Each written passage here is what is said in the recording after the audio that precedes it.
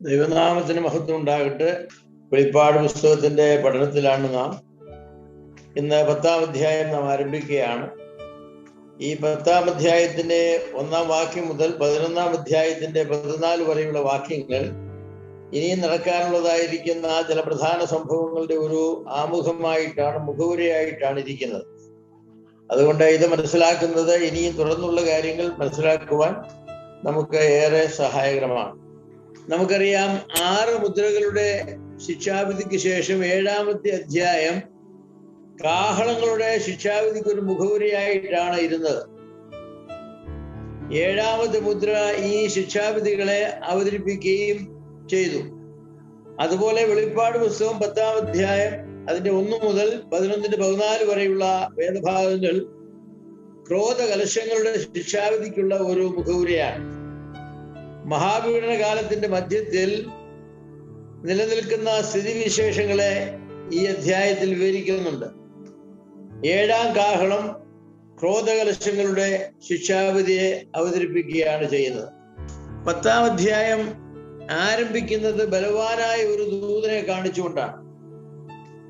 മറ്റൊരു ദൂതൻ എന്നാണ് ഈ ദൂതനെ കുറിച്ച് പറഞ്ഞിട്ടുള്ളത്. മറ്റൊരു ദൂതൻ എന്ന പ്രയോഗം കൊണ്ട് ഈ ദൂതൻ ആരാണെന്ന് വ്യാഖ്യാതാവ് തന്നെ നിശ്ചയിക്കേണ്ട ഒരു അവസ്ഥയാണ്. കാരണം വേദഭാഗം നമ്മോട് പറയുന്നില്ല ഇതാരാണ്. ഇതുവരെ പറഞ്ഞ ദൂതന്മാരിൽ ഒരുവനെ പോലെയുള്ള ഒരു ദൂതൻ എന്നോ അതോ അവരിൽ നിന്നും വിഭിന്നമായ ഒരു ദൂതൻ എന്നോ ആണ് അർത്ഥമാക്കിയിരിക്കുന്നത്. ഇതിൽ ഏതാണ് അർത്ഥമാക്കിയിട്ടുള്ളത് എന്ന് നാം തന്നെ നിശ്ചയിക്കേണ്ട ആവശ്യമുണ്ട്. ഗ്രീക്കിലെ അല്ലോൻ എന്ന വാക്കാണ് വേറൊരു എന്നതിന് ഉപയോഗിച്ചിട്ടുള്ളത്, മറ്റൊരു. ഈ വാക്കിന്റെ അർത്ഥം one of the same kind എന്നാണ്, അതേ ഇനത്തിൽപ്പെട്ട വേറൊരു ദൂതൻ. എന്നാൽ വേറെ ഒരു ഇനത്തിൽപ്പെട്ട ദൂതനായിരുന്നെങ്കിൽ അതിനെ ഹെട്രോസ് എന്ന വാക്കാണ് ഉപയോഗിക്കുന്നത്. ഹെട്രോസ് എന്ന് പറഞ്ഞാൽ വേറെ ഒരു ഇനത്തിൽപ്പെട്ട ഒരു ദൂതൻ. എന്നാൽ ഇവിടെ ഉപയോഗിച്ചിരിക്കുന്ന അല്ലോൻ എന്ന വാക്കായതുകൊണ്ട് ഇതുവരെ പറഞ്ഞു വന്നതായിരിക്കുന്ന ദൂതന്മാരെ പോലെയുള്ള വേറൊരു ദൂതൻ എന്ന അർത്ഥത്തിൽ നമുക്ക് അത് എടുക്കുകയാണ്. ആ വാക്കിന്റെ പ്രയോഗം കൊണ്ട് നമുക്ക് അത് പ്രയോഗത്തോട് നീതി പുലർത്തുവാൻ നമുക്ക് കഴിയുന്നത്. എന്നാൽ ഇതിന്റെ പശ്ചാത്തലത്തിൽ നിന്നും മനസ്സിലാകുന്നത് മുൻപറഞ്ഞ 5 ദൂതന്മാരിൽ നിന്നും വ്യത്യസ്തനായ ഒരു ദൂതനെയാണ് ഇവിടെ അർത്ഥമാക്കിയിട്ടുള്ളത് എന്നാണ്. 7-ാമത്തെ കാഹളം ഊതുന്ന ദൂതനിൽ നിന്നും വ്യത്യസ്തനായ ഒരു ദൂതനാണ് ഇത് എന്ന് നമുക്ക് 11-ാം അധ്യായത്തിന്റെ 15-ാമത്തെ വാക്യം വായിക്കുമ്പോൾ നമുക്ക് മനസ്സിലാകുന്നതാണ്. ആരാണ് ഈ ദൂതൻ എന്ന് നിശ്ചയിക്കുക അത്ര എളുപ്പമുള്ള ഒരു കാര്യമല്ല. വ്യാഖ്യാനത്തിന് വളരെ ബുദ്ധിമുട്ടുള്ള ഒരു കാര്യമാണ്. 8-ാം അധ്യായത്തിന്റെ 3-ാമത്തെ വാക്യത്തിലും ഇവിടെയും പറഞ്ഞിട്ടുള്ള ദൂതൻ കർത്താവായ യേശു ക്രിസ്തു തന്നെയാണ് എന്ന് പറയുന്ന ധാരാളം നല്ല വേദവ്യാഖ്യാതാക്കളുണ്ട്. അവരങ്ങനെ പറയാനുള്ളതായിരിക്കുന്ന കാരണം ഈ ദൂതന് ഈ ഭാഗത്ത് നൽകിയിരിക്കുന്ന പ്രാമുഖ്യമാണ്. മേഘം ഉടുത്തിരിക്കുന്നു എന്ന ഒരു വിവരണം കർത്താവിനാണ് ഏറ്റവും പറ്റിയത് എന്ന് പറയാറുണ്ട്. മേഘമുടുത്തു. പഴയ നിയമത്തിലെ യഹോവ തന്നെയാണ് ഈ ദൂതൻ എന്ന് പല വ്യാഖ്യാതാക്കളും അവരനുമാനിക്കുന്നു. അതിനവർ പറയുന്നത് മേഘമുടുക്കുക എന്ന പ്രയോഗം ദൈവത്തിന് മാത്രമേ യോജിക്കുന്നുള്ളൂ. കൂടാതെ അവന്റെ തലയിൽ മഴവില്ലുണ്ട് എന്ന പ്രയോഗവും കർത്താവിനാണ് യോജിക്കുന്നത് എന്ന് അവർ ചൂണ്ടിക്കാണിക്കുന്നു. അവന്റെ മുഖം സൂര്യനെ പോലെയാണെന്ന വിവരണവും കർത്താവിന് യോജിച്ച ഒരു വിവരണമാണ്. അവന്റെ വലങ്കാൽ സമുദ്രത്തിന്മേലും അവന്റെ ഇടങ്കാൽ ഭൂമിമേലും ആണെന്ന വിവരണവും കാണിക്കുന്നത് സൃഷ്ടിക്കപ്പെട്ട ഭൂമി ആകാശം ഇവരുടെ മേലുള്ള കർത്തൃത്വം അവൻ അവകാശപ്പെടുന്നതായിട്ടാണ്. അപ്പോ ഇങ്ങനെയുള്ള ഈ വിവരണങ്ങളെ ഇത് കർത്താവാണ് എന്ന് പറയുന്ന ആളുകൾ അങ്ങനെ വ്യാഖ്യാനിക്കുന്നു. അവരങ്ങനെ വ്യാഖ്യാനിക്കുന്നതിന്റെ നീതി നമുക്ക് ചോദ്യം ചെയ്യാൻ സാധിക്കുകയില്ല. മറ്റ് പല വേദഭാഗങ്ങളുമായിട്ട് അത് യോജിച്ചു പോകുന്ന ഒരു വ്യാഖ്യാനമാണ്. വെളിപ്പാട് പുസ്തകം വ്യാഖ്യാനിക്കുന്നതിൽ നമുക്കുള്ള ബുദ്ധിമുട്ടെന്ന് പറഞ്ഞാൽ അങ്ങനെയും ഇങ്ങനെയും വ്യാഖ്യാനിക്കാവുന്ന നിലയിലുള്ള പല പ്രസ്താവനകൾ ഈ പുസ്തകത്തിലുണ്ട്. എന്നാൽ അവന്റെ കയ്യിൽ ഒരു ചെറു പുസ്തകമുണ്ട് എന്ന പ്രസ്താവനയ്ക്കാണ് വെളിപ്പാട് പുസ്തകം ഇവിടെ ഊന്നൽ കൊടുത്തിട്ടുള്ളത്. വെളിപ്പാട് പുസ്തകം 5-ാമത്തെ അധ്യായത്തിൽ കണ്ട പുസ്തകമല്ല ഇത്.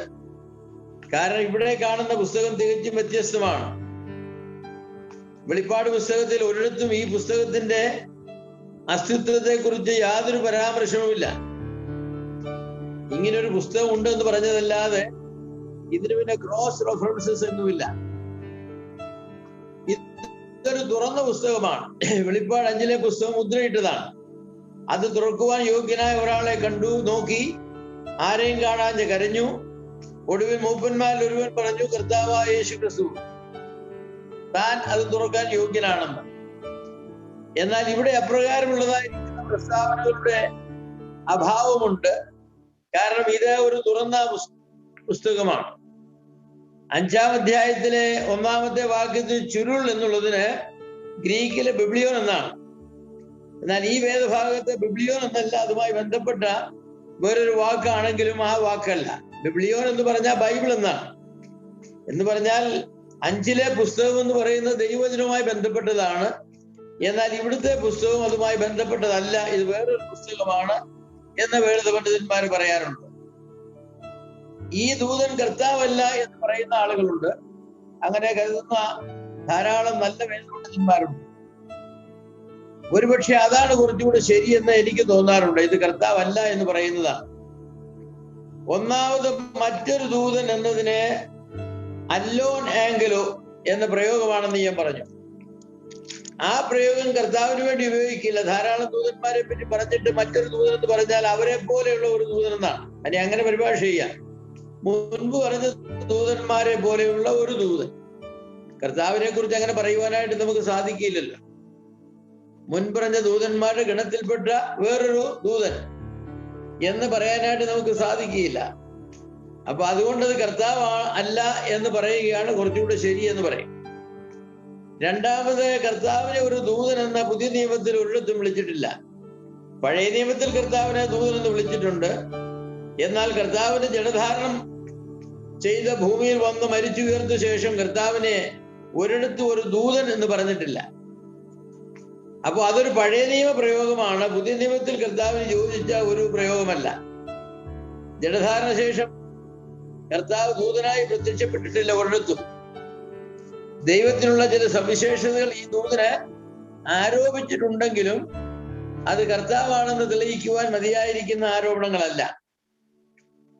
മറ്റൊരു കാര്യം, കർത്താവ് എന്നതിന്റെ കർത്താവ് അല്ല എന്നതിന്റെ പ്രധാനമായ തെളിവ് 10-ാം അധ്യായത്തിന്റെ 5 മുതൽ 7 വരെയുള്ള വാക്യങ്ങളാണ്. അതിൽ എന്നേക്കും ജീവിച്ചിരിക്കുന്നവനെ ചൊല്ലി ഈ ദൂതൻ സത്യം ചെയ്യുന്നു. എന്നേക്കും ജീവിച്ചിരിക്കുന്നവനെ ചൊല്ലി ഈ ദൂതൻ സത്യം ചെയ്യും. അപ്പോ യേശുക്രിസ്തു ദൈവത്തെ ചൊല്ലി സത്യം ചെയ്യുക എന്നുള്ള പ്രസ്താവന സ്വീകാര്യമല്ല. പിതാവിനെ ചൊല്ലി കർത്താവ് ഒരിക്കലും സത്യം ചെയ്തിട്ടില്ല. അത് ദൂതന്മാരും മറ്റുള്ളവരും ദൈവത്തെ ചൊല്ലി സത്യം ചെയ്തിട്ടുണ്ട്. അതുകൊണ്ട് ആ പ്രസ്താവന കൊണ്ട് തന്നെ ഇത് കർത്താവ് അല്ല എന്ന് തെളിയുന്നു എന്നാണ് കർത്താവ് അല്ല എന്ന് പറയുന്നവരുടെ ഒരു വാദം. ദൈവം ഈ ദൂതനേക്കാൾ വലിയവനാണെന്ന സത്യമാണ് ദൈവത്തെ ചൊല്ലി ഇട്ടു എന്നതുകൊണ്ട് ഇത് കർത്താവാണെങ്കിൽ കർത്താവിനേക്കാൾ വലിയവനാണ് പിതാവ് എന്ന ഒരു ആശയം പുതിയ നിയമത്തിന്റെ ആശയമല്ലല്ലോ. തത്തുല്യരായ ആളുകളാണ്. ആളുകൾ തത്തുല്യരാണ്. അപ്പോ ഈ കാരണങ്ങളാൽ ഇത് കർത്താവല്ല, ഇത് മുൻപ് പറഞ്ഞതായിരിക്കുന്ന ദൂതന്മാരുടെ ഗണത്തിൽപ്പെട്ട ശക്തനായ വേറൊരു ദൂതനാണ് എന്ന് ചിന്തിക്കുകയാണ് കുറച്ചുകൂടി ശരി എന്ന് വേദപണ്ഡിതന്മാരെ പലരും അഭിപ്രായപ്പെടുന്നുണ്ട്. സമുദ്രത്തിന്മേലും ഭൂമിമേലും നിൽക്കുന്നവനായി ഞാൻ കണ്ട ദൂതൻ വലങ്കൈ ആകാശത്തേക്ക് ഉയർത്തി, ഇനി കാലമുണ്ടാകുകയില്ല. 7-ാമത്തെ ദൂതൻ കാഹളം ഊതുവാനിരിക്കുന്ന നാദത്തിന്റെ കാലത്ത് ദൈവത്തിന്റെ മർമ്മം അവൻ തന്റെ ദാസന്മാരായ പ്രവാചകന്മാർക്ക് അറിയിച്ചു കൊടുത്തതുപോലെ നിവൃത്തിയാകുമെന്ന് ആകാശവും അതിലുള്ള ഭൂമിയും ആകാശം അതിലുള്ളതും ഭൂമിയും അതിനുള്ളതും സൃഷ്ടിച്ചവനായി എന്നേക്കും ജീവിച്ചിരിക്കുന്നവനെ ചൊല്ലി സത്യം ചെയ്തു. അപ്പോ സൃഷ്ടിച്ചവനെ ചൊല്ലി എന്ന് പറയുമ്പം സൃഷ്ടിച്ചത് കർത്താവായ യേശു ക്രിസ്തുവാണ്. അപ്പൊ കർത്താവിനെ ചൊല്ലി സത്യം ചെയ്തെങ്കിൽ ഇത് കർത്താവാകാൻ സാധിക്കില്ല. അപ്പോ ദൂതൻ തന്നെ പറയുന്നത് ഞാൻ കർത്താവല്ല, ഞാൻ കർത്താവിനെ ചൊല്ലിയാണ് സത്യം ചെയ്യുന്നത്. ആകാശവും അതിലുള്ള സകലവും ഭൂമിയും അതിലുള്ള സകലവും സൃഷ്ടി ചെയ്തവരും എന്നേക്കും ജീവിച്ചിരിക്കുന്നവരുമായ ദൈവത്തെ ചൊല്ലിയാണ് സത്യം ചെയ്തത്. ഇക്കാരണത്താൽ സത്യം ചെയ്യുന്ന ദൂതനും സത്യം ചെയ്യപ്പെടുന്ന ദൈവം ഒന്നാകുവാൻ സാധിക്കുകയില്ല. കർത്താവായ യേശുക്രിസ്തുവിന്റെ നാമത്തിലാണ് ഈ ദൂതൻ പ്രതിജ്ഞ ചെയ്യുന്നത്. അതുകൊണ്ട് ഇത് കർത്താവല്ല എന്ന് ചിന്തിക്കുകയാണ് കുറച്ചുകൂടി ശരി എന്ന് വിചാരിക്കുന്നു. അപ്പോ ഇത് ആരാണ് എന്ന ചോദ്യം അപ്പോഴും അവശേഷിക്കുകയാണ്. ഇത് കർത്താവല്ല, ഇത് വേറൊരു ദൂതനാണ്. എങ്കിൽ ഏത് ദൂതനാണ്? ഗബ്രിയേലാണോ, മീഖായേലാണോ? അതൊന്നും നമുക്കറിയില്ല. ദൂതന്മാരുടെ ഗണത്തിൽപ്പെട്ട ശക്തനായ ഒരു ദൂതൻ, അങ്ങനെ ധാരാളം ദൂതന്മാരുണ്ട്. ദൂതന്മാരുടെ ഇടയിൽ അനേക ഇനത്തിൽപ്പെട്ട ദൂതന്മാരുണ്ട്. വീടുപോയ ദൂതന്മാരുടെ ഇടയിലുമുണ്ട്. വാഴ്ചകൾ, അധികാരങ്ങള്, സ്വർലോകങ്ങള്, ദുഷ്ടാത്മ സേനകള്, അതൊക്കെ സാത്താന്യമായ ഓർഡറുകളാണ്.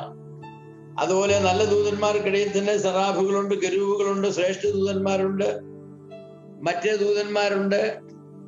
വെള്ളത്തിന്റെ മേൽ അധികാരമുള്ളവർ, അഗ്നിയുടെ മേൽ അധികാരമുള്ളവര്, കാറ്റിന്റെ മേൽ അധികാരമുള്ളവര്, ഇങ്ങനെ ദൂതന്മാർ ഒരുപാട് പേരുണ്ട്. ഇതിലേതെങ്കിലും ശക്തനായ ഒരു ദൂതൻ എന്ന് വിചാരിച്ചാൽ മതി എന്ന് ഞാൻ വിചാരിക്കുന്നു. എന്താണ് ഈ ദൂതൻ പറയുന്നത്? ഇനി കാലം ഉണ്ടാകുകയില്ല എന്നാ പറയുന്നത്. ഇനി കാലം ഉണ്ടാകുകയില്ല. എന്താണ് ഈ പ്രയോഗത്തിന്റെ അർത്ഥം? ഇനി കാലം ഉണ്ടാകുകയില്ല. പ്രവചനത്തിന്റെ ഭാഷയിൽ കാലം, കാലങ്ങൾ, കാലാംശം എന്നൊക്കെ ദാനിയേൽ പ്രവചനത്തിലും മറ്റു ഭാഗങ്ങളിലും പറഞ്ഞിട്ടുണ്ട്. കാലം എന്ന് പറഞ്ഞാൽ 1 വർഷം, കാലങ്ങൾ എന്ന് പറഞ്ഞാൽ 2 വർഷം, കാലാംശം എന്ന് പറഞ്ഞാൽ 1/2 വർഷം. അപ്പൊ 3.5 വർഷത്തെ പീഡനകാലത്തെ കുറിച്ച് അങ്ങനെയാണ്, കാലവും കാലങ്ങളും കാലാംശവും. അപ്പൊ ഇവിടെ കാലമാണ് പറഞ്ഞിരിക്കുന്നത്. അതുകൊണ്ട് 1 വർഷം ഇനി കാണുകയില്ല എന്നാണ് അർത്ഥം. ഇനി 1 വർഷം കൂടെ ലോകത്തിന്റെ നിലനിൽപ്പില്ല എന്നാണ് അർത്ഥം. അങ്ങനെ പറയാൻ ഒക്കില്ല. കാരണം ഇത് പറഞ്ഞതിന് ശേഷം പിന്നെയും വർഷങ്ങൾ നീണ്ടു നിൽക്കുന്ന പീഡനകാലവും പരിപാടികളുമാണ് ഉള്ളത്. അതുകൊണ്ട് കാലം എന്നുള്ളത് കൊണ്ട് അങ്ങനെ അർത്ഥമാക്കാനായിട്ട് സാധിക്കില്ല. ഇനി കാലം എന്ന് പറഞ്ഞാൽ പിന്നെ എന്താണ്? ക്രോണോസ് എന്നാണ്. ക്രോണോസ്, സമയം. അപ്പോ അതിനെ എങ്ങനെയാണ് വ്യാഖ്യാനിക്കേണ്ടത് എന്നുള്ളത് ഒരു വലിയ ചോദ്യമാണ്. നമുക്കറിയാം നിത്യതയിൽ പോലും കാലമുണ്ട്. കാരണം അത് ഒരിക്കലും അസ്തമിക്കാത്ത കാലമാണെന്നേ ഉള്ളൂ. സമയമില്ലാത്തൊരു കാലം ഇനി ഉണ്ടാവില്ല. സൃഷ്ടിയുടെ ആരംഭം മുതൽ സമയമുണ്ട്. അപ്പൊ അതുകൊണ്ട് വേദശാസ്ത്രികളിൽ പലരും അതിനെ വ്യാഖ്യാനിക്കുന്നത് ഇനി കാലം ഉണ്ടാകുകയില്ലെന്നല്ല, ഇനി കാലതാമസം ഉണ്ടാകുകയില്ല. There shall be no delay. നമ്മൾ പറയില്ലയോ ഇനി അധികം സമയമൊന്നും ഇല്ലെന്ന് പറയില്ല.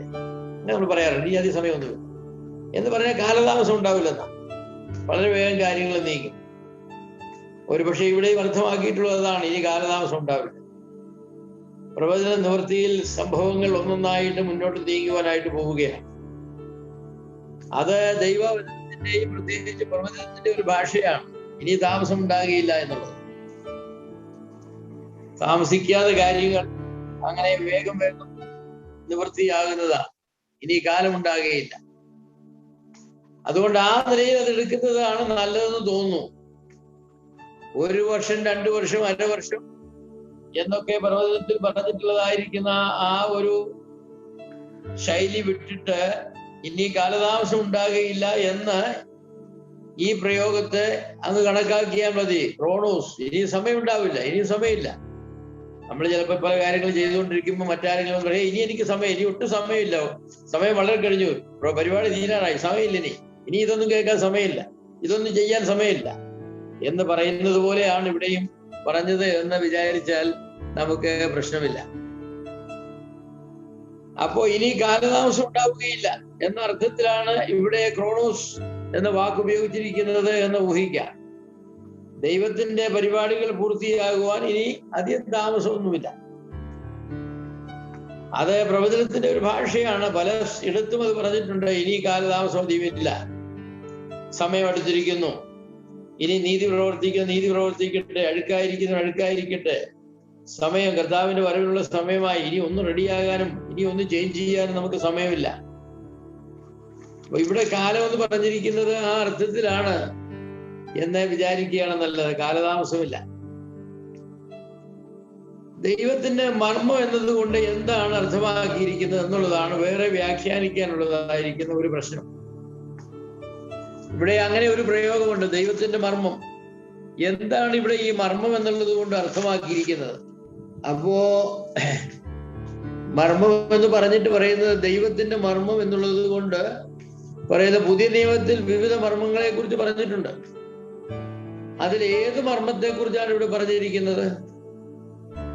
തന്റെ ദാസന്മാരായ പ്രവാചകന്മാർക്ക് വെളിപ്പെടുത്തി കൊടുത്ത മർമ്മം എന്നാണ്. പുതിയ നിയമത്തിൽ പറഞ്ഞിട്ടുള്ള എല്ലാ മർമ്മങ്ങളും തന്റെ ദാസന്മാരായ പ്രവാചകന്മാർക്ക് അപ്പോസ്തലന്മാർക്കൊക്കെ വെളിപ്പെടുത്തി കൊടുത്ത മർമ്മങ്ങളാണ്. അതുകൊണ്ട് അവയിൽ ഏതിനെ കുറിച്ചാണ് ഇവിടെ പറയുന്നത്? ഈ വെളിപ്പാട് പുസ്തകം വ്യാഖ്യാനിക്കാനായിട്ട് നാം തുടങ്ങുമ്പോൾ, സത്യസന്ധമായിട്ട് വ്യാഖ്യാനിക്കാൻ ആഗ്രഹിക്കുമ്പോൾ, നമുക്ക് ഡോഗ്മാറ്റിക് ആയിട്ട് തീർത്ത് തറപ്പിച്ച് പറയാൻ കഴിയാത്തതായിരിക്കുന്ന പല കാര്യങ്ങൾ ഇങ്ങനെയുണ്ട്. അതിന്റെ അർത്ഥം എന്താണ് എന്ന് എല്ലാ വശവും ചിന്തിക്കുന്നവർക്കൊക്കെ ഇല്ല. വേദ വിദ്യാർത്ഥികൾ സാധാരണ പറയാറുണ്ട്, പണ്ഡിതന്മാരായിരിക്കുന്ന ആളുകൾ വിയോജിക്കുന്ന കാര്യങ്ങളിൽ ചാടിക്കയറി ഒരു തീർപ്പ് കൽപ്പിക്കുന്നത് വളരെ സൂക്ഷിച്ചു വേണം. വേദപണ്ഡിതന്മാർ വളരെ വിയോജിച്ച കാര്യങ്ങളിൽ ഞാൻ തീർപ്പ് പറയാമെന്ന് പറഞ്ഞാൽ നമ്മൾ മിക്കവാറും തെറ്റിപ്പോകാനാ സാധ്യത. കാരണം വേദപണ്ഡിതന്മാർ അതിന്റെ എല്ലാ വശങ്ങളും പഠിച്ചിട്ടവരാണ് ഒരു അഭിപ്രായം പറയുന്നത്. അങ്ങനെ പറയുന്ന ആളുകളെ പറഞ്ഞു കഴിയുമ്പോ അതിന് പുറത്ത് കയറിയില്ല ഞാൻ പറയാം എന്ന് പറയുന്നത് അവിവേകമാണെന്ന് ഞാൻ വിചാരിക്കുകയാണ്. എബ്രായ ലേഖനം ജീവിതത്തിലെ പുസ്തകങ്ങളുടെ എഴുത്തുകാരെ സംബന്ധിച്ച് ഒരു കീറാമുട്ടിയായിട്ട് ഈ 2000 വർഷമായിട്ട് കഴിയുകയാണ്.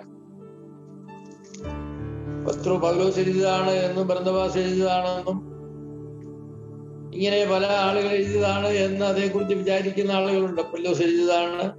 ജോൺ ഓവൻ എന്ന് പറഞ്ഞതായിരിക്കുന്ന ആള് വെളിപ്പാട് പുസ്തകം എബ്രായ ലേഖനത്തിന്റെ വ്യാഖ്യാനം 4 പുസ്തകങ്ങളാണ്, 4 വോളിയങ്ങളാണ് എഴുതിയത്. ഓരോ വാല്യവും 1000 പേജ് വീതമുണ്ട്. അതിൽ ഒന്നാമത്തെ വോല്യം എബ്രായ ലേഖനത്തിന്റെ എഴുത്തുകാരൻ ആരെ എന്നുള്ളതാണ്. അത് കണ്ടെത്താനായിട്ട് 1000 പേജുകളെ റിസർച്ച് ചെയ്ത് എഴുതിയിട്ടുണ്ട്. 1000 പേജ് എഴുതി അതിന്റെ അവസാനം തന്നെ എഴുതിയത് എന്തെന്നറിയാമോ?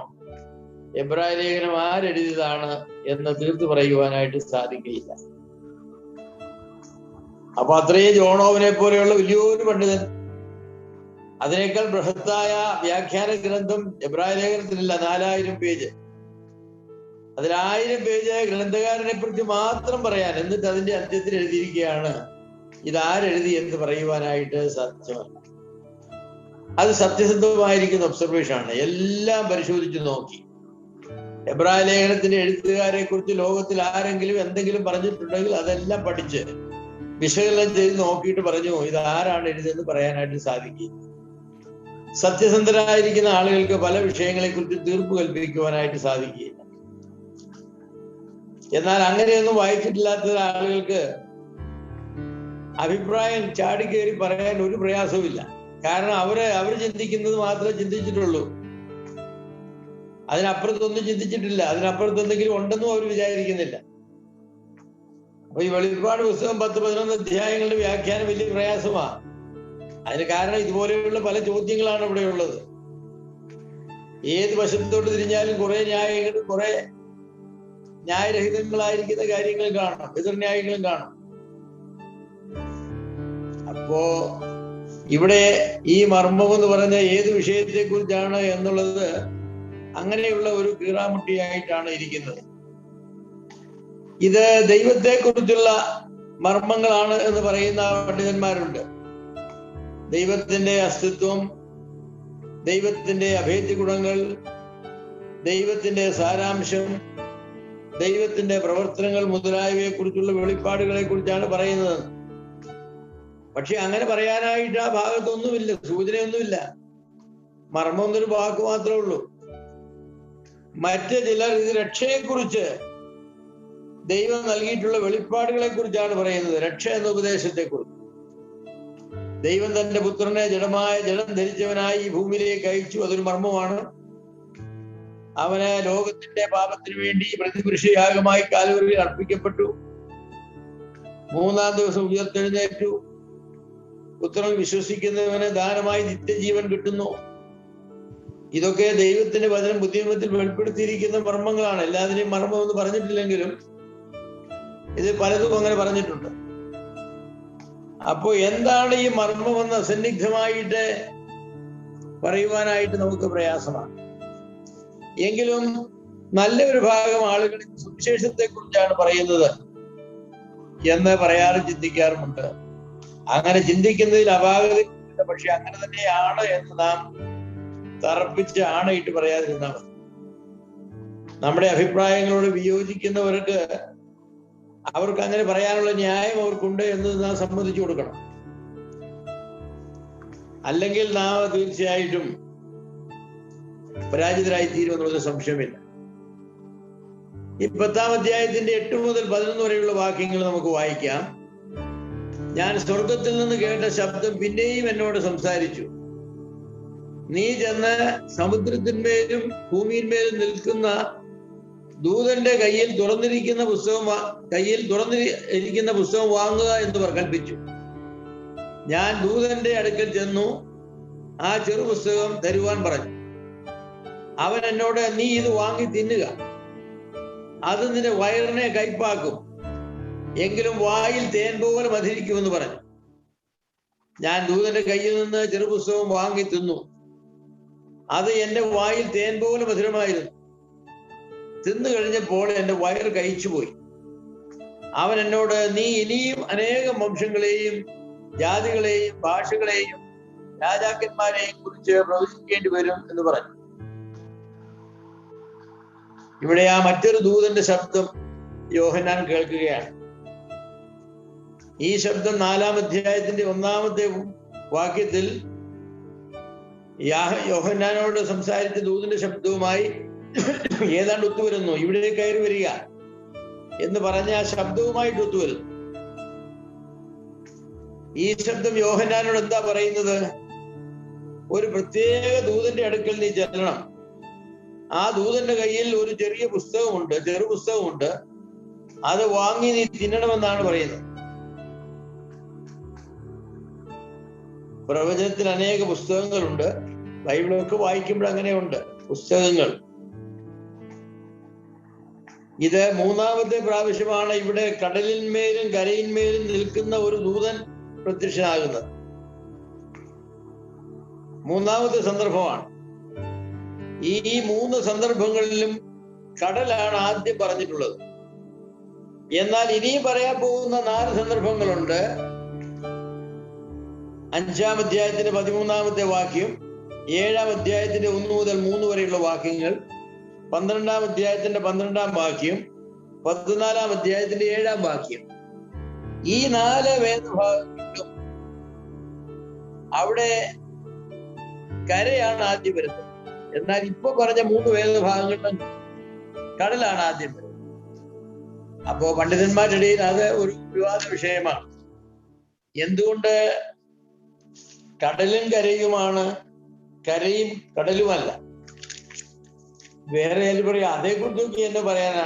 കടലും കരയായാലും കരയും കടലും ആയാലും എന്നെ വ്യത്യാസമാണ്. പണ്ടൊരാൾ പറഞ്ഞതുപോലെ ചക്കരയും തേങ്ങായും കൊടുത്തുന്നു, അല്ലെ തേങ്ങായും ചക്കരയും കൊടുത്തുന്നു, അതിനെന്താ വ്യത്യാസം? അതിനൊക്കെ വ്യത്യാസമുണ്ടല്ലേ? ക്രമത്തിനൊക്കെ ബൈബിൾ എപ്പോഴും പ്രാധാന്യമുണ്ട്. ചില കാര്യങ്ങൾ ആദ്യം പറഞ്ഞതിന് പ്രാധാന്യമുണ്ട്. ഒന്നുകിൽ അത് ഏറ്റവും പ്രധാനപ്പെട്ടതായതുകൊണ്ടാണ്. ചില കാര്യങ്ങൾ അവസാനമാണ് പറയുന്നത്. അവസാനം പറയുന്ന ചില കാര്യങ്ങളാണ് ഏറ്റവും പ്രധാനപ്പെട്ടത്. പക്ഷെ അതിനൊക്കെ ഒരു പ്രാധാന്യമുണ്ട്. എഴുത്തുകാരന്റെ മനസ്സിൽ ഒരു പ്രാധാന്യമുണ്ട്. ഇവിടെ 3 പ്രാവശ്യവും പറയുമ്പോൾ കടലിന്മേലും കരയിന്മേൽ നിൽക്കുന്ന ഒരു ദൂതനാണ്. കടലാണ് ആദ്യം വന്നിരിക്കുന്നത്. കടലെന്ന് പറഞ്ഞാൽ എന്താണ്, കരയെന്ന് പറഞ്ഞാൽ എന്താണ്? അക്ഷരാർത്ഥത്തിൽ തന്നെ എടുക്കണോ അതോ പ്രതീകമായി വേറെ വല്ലതിന്റെയും ഭാഗമായി എടുക്കണം? എന്തുകൊണ്ടാണ് അങ്ങനെ പറഞ്ഞത് എന്നൊക്കെയുള്ള ചോദ്യങ്ങളൊക്കെ ഉണ്ട്. നമുക്കതൊക്കെ ഒരുപാട് വാദിക്കാവുന്നേ ഉള്ളൂ. അതൊക്കെ ഒത്തിരി വാദിച്ചാലും നമുക്ക് വലിയ കാര്യമായ ബെനിഫിറ്റ് ഒന്നും അതിൽ നിന്ന് കിട്ടുന്നില്ല. എന്നാൽ ദൂതൻ കരയിലല്ല, കാൽ സമുദ്രത്തിലാണ് വെച്ചിരിക്കുന്നത് എന്നത് ശ്രദ്ധേയമാണ്. യോഹന്നാന് തന്നെ അത് അത്ഭുതപ്പെട്ടു. കാരണം ആരും കടലിൽ കാൽ വെക്കാറില്ലല്ലോ, കരയിൽ കാൽ വെക്കും. ഇവിടെ കടലിൽ കാൽ വെക്കുന്നു.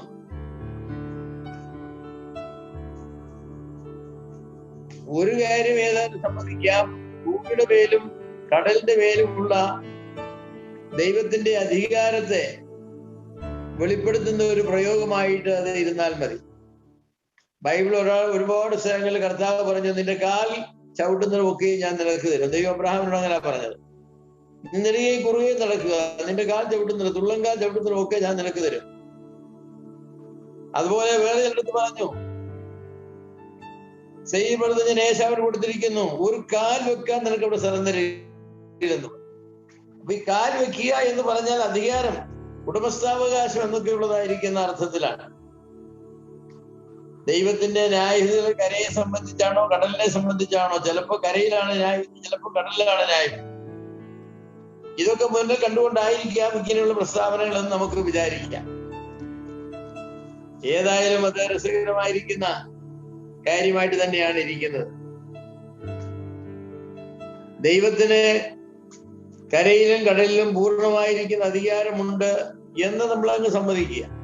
ഞാൻ വിചാരിക്കുന്നു അതാണ് പ്രധാനമായിട്ടുള്ളത്.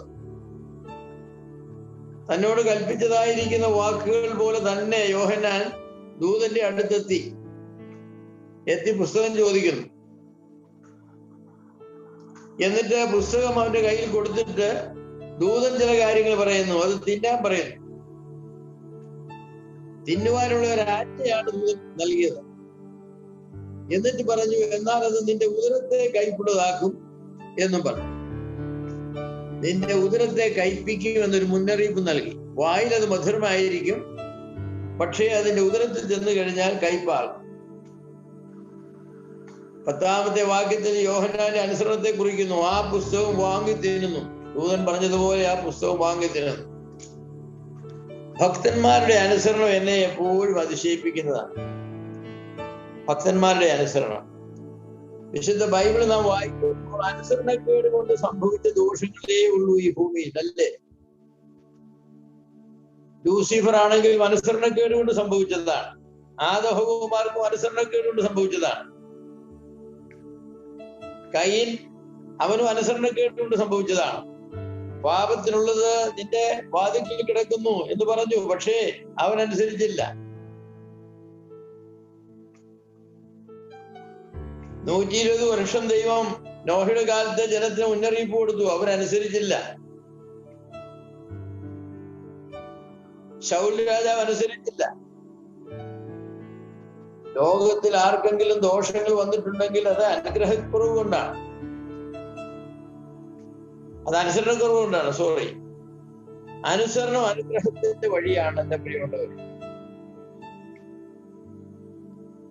ഞാൻ നിങ്ങളോട് കൽപ്പിച്ചതൊക്കെയും പ്രമാണിക്കുവാൻ തക്കവണ്ണം ആളുകളെ ഉപദേശിക്കുവാനാണ് മഹാനിയോഗത്തിൽ പറഞ്ഞത്. പ്രമാണിക്കുക എന്നുള്ളത് കീ കൺസെപ്റ്റാണ്, കീ ആശയമാണ്.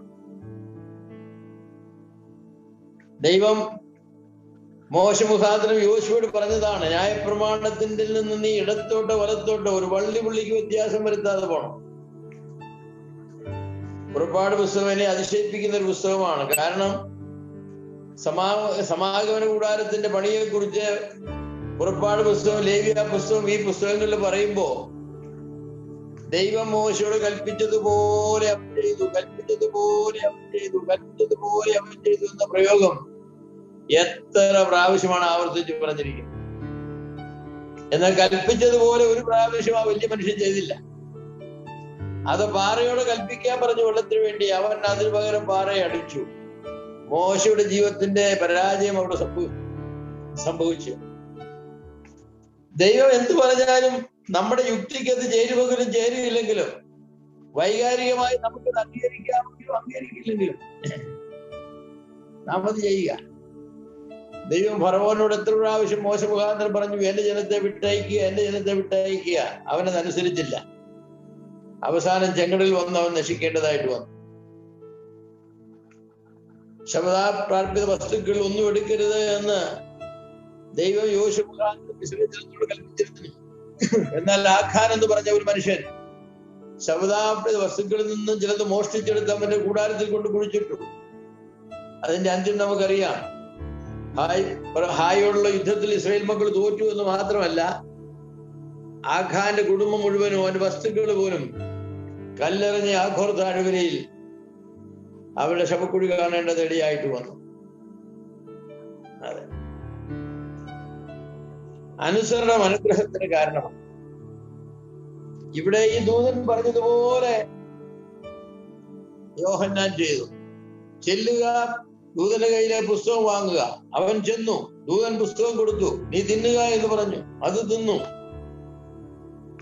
സിംബോളിക്കലായിരിക്കും ഈ പുസ്തകം തിന്നുക എന്ന് പറഞ്ഞാൽ. ബൈബിൾ പോലെ ഒരു പുസ്തകം എടുത്ത് ദൈവജനം തന്നെ കൊടുത്തു, അവനത് മുഴുവൻ ചവച്ചു തിന്നു എന്ന് വിചാരിക്കണോ? അതോ അതിലെ ആശയങ്ങൾ ഉള്ളിലാക്കുക, അതനുസരിക്കുക? അറിയില്ല നമുക്ക്. പഴയ നിയമത്തിലും അതുപോലെ പ്രവചന പുസ്തകങ്ങളിലും പല കാര്യങ്ങളും പറഞ്ഞിരിക്കുന്നത് അക്ഷരാർത്ഥത്തിൽ തന്നെ എടുക്കണോ വേണ്ടയോ എന്നുള്ളതിനെ സംബന്ധിച്ച് നമുക്കറിയില്ല.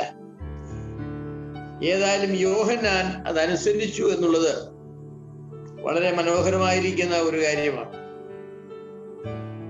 ഇതുപോലെ ഒരു സംഭവം യെഹെസ്കേൽ പ്രവചനത്തിലും യിരെമ്യാ പ്രവചനത്തിലും രേഖപ്പെടുത്തിയിട്ടുണ്ട്. യെഹെസ്കേൽ പ്രവചനം 2-ാം അധ്യായത്തിന്റെ 9-10 വാക്യങ്ങൾ, 3-ാം അധ്യായത്തിന്റെ 1 മുതൽ 4 വരെയുള്ള വാക്യങ്ങൾ, അതുപോലെ യിരെമ്യാവ് 15-ന്റെ 16 മുതൽ 18 വരെയുള്ള വാക്യങ്ങളിലൊക്കെ ഈ പുസ്തകത്തിലുള്ള തിന്നുന്നതിനെ കുറിച്ച് പറഞ്ഞിട്ടുണ്ട്. പ്രതീകാത്മകമായിട്ട് അതൊക്കെയും ദൈവത്തിന്റെ വചനം നാം സ്വീകരിക്കുക, അംഗീകരിക്കുക, അനുസരിക്കുക എന്നുള്ളതിനെ സംബന്ധിച്ചാണ് എന്ന് വിചാരിക്കുന്നത് തെറ്റില്ല.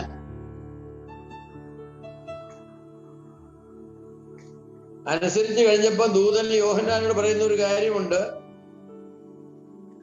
നീ അനേക ആളുകളുടെയും രാജ്യങ്ങളുടെയും ഭാഷക്കാരുടെയും രാജാക്കന്മാരുടെയും മുൻപിൽ പ്രവചിക്കേണ്ടതാകുന്നു. പ്രവചനങ്ങൾ എഴുതിയിരിക്കുന്ന പുസ്തകം ഭക്ഷിക്കുന്നവർക്ക് മാത്രമേ പ്രവചനം പറയാൻ ഒക്കൂ. വേറെ വിധത്തിൽ പറഞ്ഞാൽ, ദൈവത്തിന്റെ വചനം ആധികാരികമായി സംസാരിക്കണമെങ്കിൽ ദൈവത്തിന്റെ വചനം നാം ആഹരിക്കേണ്ടത് ആവശ്യമാണ്. പലപ്പോഴും നമുക്ക് സംസാരിക്കുന്ന വചനമില്ലാതെ പോകുന്നു. നാം എന്തെങ്കിലുമൊക്കെ വാക്കുകൾ കൊണ്ട് സമയം നാം ചെലവഴിക്കാനായിട്ട് ശ്രമിക്കുന്നു, എന്തെങ്കിലുമൊക്കെ പറഞ്ഞ്. അതിന്റെ കാരണം എന്താണെന്ന് ചോദിച്ചാൽ, നാം വചനം ഭക്ഷിച്ചിട്ടല്ല വരുന്നത്. വചനം ധാരാളമായിട്ട് ഭക്ഷിക്കണം, വിശാലമായിട്ട് ഭക്ഷിക്കണം. ദൈവത്തിന്റെ വചനം വായിക്കുകയും പഠിക്കുകയും ധ്യാനിക്കുകയും അനുസരിക്കുകയും ചെയ്ത് നമ്മുടെ ഉദരം വചനം കൊണ്ട് നിറയ്ക്കണം. അങ്ങനെയുള്ള ആളുകൾക്ക് മാത്രമേ ദൈവവചനം പ്രസംഗിക്കുവാനായിട്ട് കഴിയൂ. പ്രവചനമുള്ളതായി കാലത്ത് രാജാക്കന്മാരുടെയും ശത്രുക്കളുടെയും ഒക്കെ മുൻപിൽ നിന്നുകൊണ്ട് ദൈവത്തിന്റെ വചനം ആധികാരികമായിട്ട് പ്രസംഗിക്കുക എന്ന് പറഞ്ഞാൽ പലപ്പോഴും അവരുടെ കയ്യിലിരിക്കുന്നതായിരിക്കുന്ന വാളുകൊണ്ട് തലയരിഞ്ഞു പോകുമെന്നാണ്.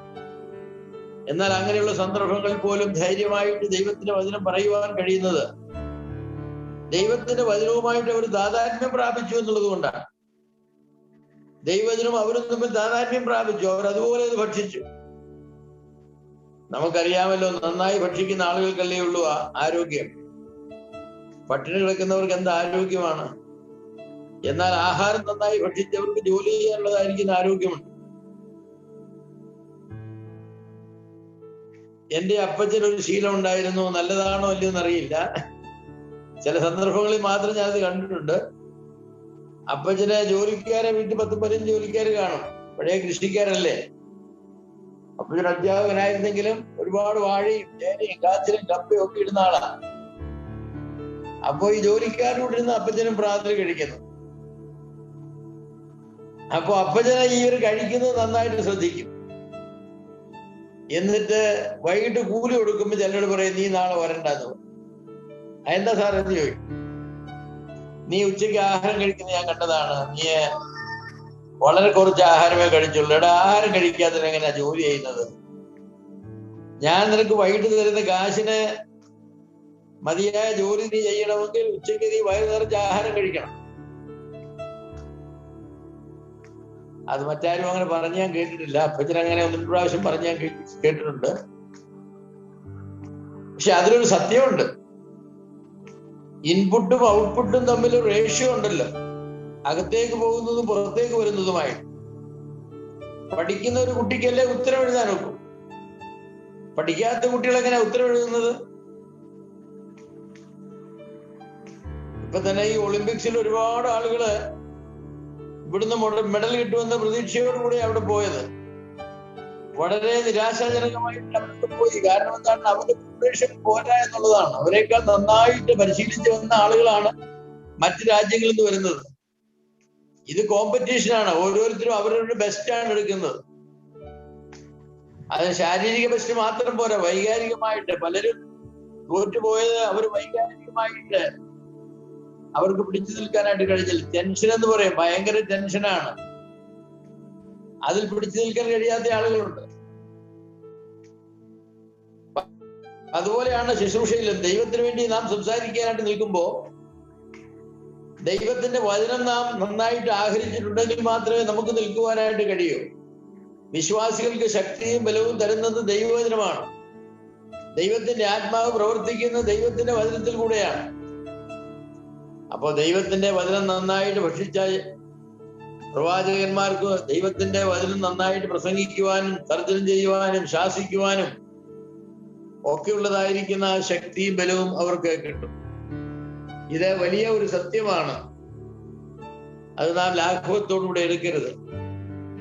11-ാമത്തെ അധ്യായം 2 സാക്ഷികളും 7-ാമത്തെ കാഹളവും സംബന്ധിച്ച് പറയുന്നതാണ്. 11-ാമത്തെ അധ്യായം ഒരു പ്രധാന അധ്യായമാണ്. അപ്പൊ ഈ അധ്യായത്തെ കുറിച്ച് ആളുകൾ പറയുന്നത് വെളിപ്പാട് പുസ്തകത്തിൽ വ്യാഖ്യാനിക്കുവാൻ ഏറ്റവും പ്രയാസമുള്ള അധ്യായങ്ങൾ ഒന്നാണെന്നാണ്. വെളിപ്പാട് പുസ്തകത്തിൽ വ്യാഖ്യാനിക്കുവാൻ ഏറ്റവും പ്രയാസമുള്ളതായിരിക്കുന്ന അധ്യായങ്ങൾ ഒന്നാണ് എന്ന് പണ്ഡിതന്മാർ പറയാറുണ്ട്.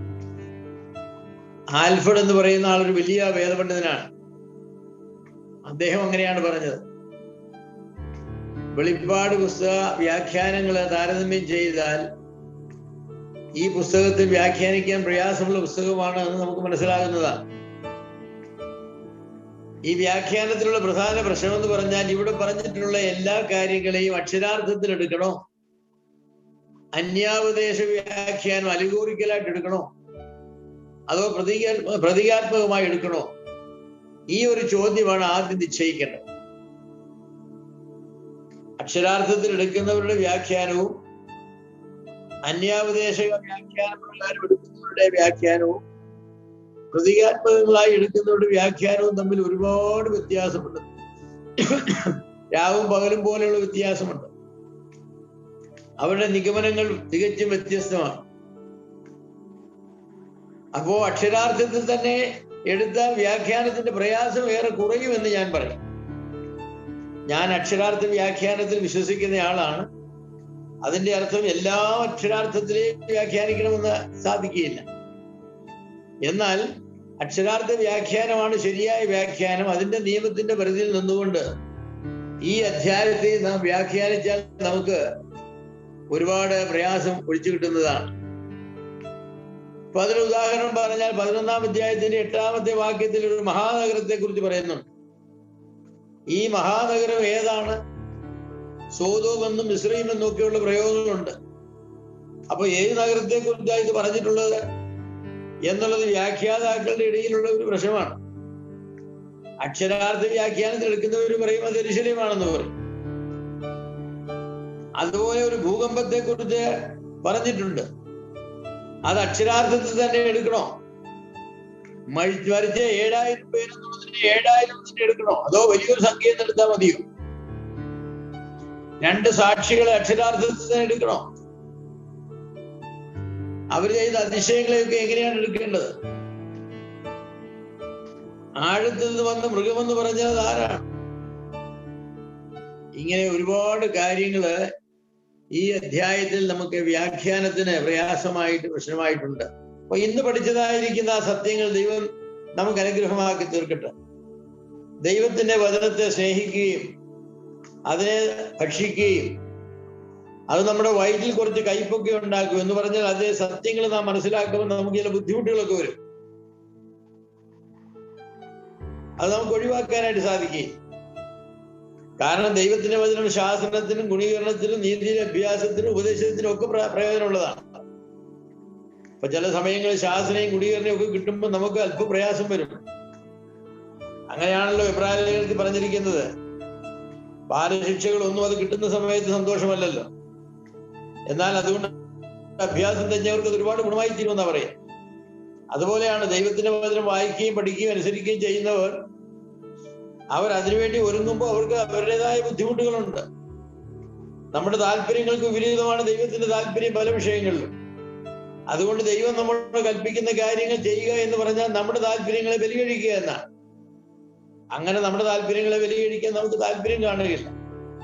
അതുകൊണ്ട് താല്പര്യങ്ങൾ തമ്മിലുള്ള സംഘടനം, ഞാൻ പറയട്ടെ, ലോകത്തിലെ ഏറ്റവും ശക്തമായ സംഘടനം എന്ന് പറയുന്നത് കോൺഫ്ലിക്റ്റ് ഓഫ് ദ വിൽസ് എന്ന് ഇംഗ്ലീഷിൽ പറയും. ഇച്ഛകളുടെ സംഘടനമാണ്. 3 വയസ്സോ 2 വയസ്സോ ഒരു കുഞ്ഞിന്റെ ഇച്ഛയും അമ്മയുടെ ഇച്ഛയും തമ്മിൽ ചിലപ്പോൾ സംഘടനം നടക്കുന്ന നമുക്ക് കാണരുതോ? അമ്മ ഇച്ഛ ചോറ് വാരി കൊടുക്കുന്നു, കുഞ്ഞ് ഒരു കാരണവശാലും അത് സ്വീകരിക്കുകയില്ല, തുപ്പിക്കളയും. അമ്മയുടെ കയ്യിലിരിക്കുന്ന പെൻസിലിന് പേനായിക്ക് കത്തിക്ക് വേണ്ടി 2-3 വയസ്സുള്ള കുഞ്ഞുമായിട്ടും മല്ല് പിടിക്കുന്നു. കുഞ്ഞൊട്ടും വിട്ടു കൊടുക്കുകയില്ല. അവസാനം അമ്മ തോൽക്കുന്നതായിട്ട് പലയിടത്തും കാണാം. ഈ ഇച്ഛകളുടെ സംഘടനം വലിയ സംഘടനമാണ്. എന്നാൽ ദൈവത്തിന്റെ ഇച്ഛയും നമ്മുടെ ഇച്ഛയും തമ്മിൽ സംഘടനം വന്ന് നാം ജയിക്കുന്ന പ്രശ്നമേ ഇല്ല. അവിടെ നാം തോൽക്കുക മാത്രമേ ഉള്ളൂ. അതുകൊണ്ട് നമ്മുടെ ഇച്ഛയെ ദൈവത്തിന്റെ ഇച്ഛയായി മാറ്റി, ദൈവത്തിന്റെ ഇച്ഛയെ നമ്മുടെ ഇച്ഛയായി സ്വീകരിച്ച് നാം ജീവിക്കുകയും അനുസരിക്കുകയും ചെയ്താൽ നമുക്കുണ്ടാകുന്ന സന്തോഷം വളരെ വലുതായിരിക്കും. ദൈവം നമ്മളെ അനുഗ്രഹിക്കട്ടെ.